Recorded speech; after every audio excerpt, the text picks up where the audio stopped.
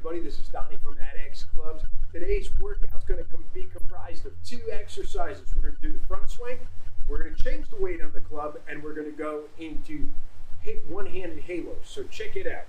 First is going to be, let's start with the front swing, back nice and flat and long. Make sure to load your glutes and your hamstrings. Get that nice, great extension, long arms. And from there, we're going to go into doing the one-handed halos, either change clubs, or if you have an ADEX club, simply unscrew it.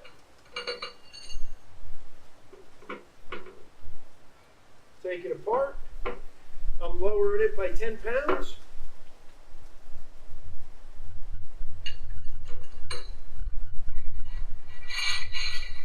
This is your rest time in between sets.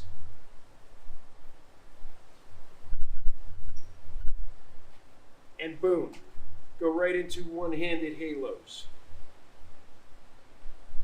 Always use the settings to do your rest time when you're changing the weight on the ADEX clubs.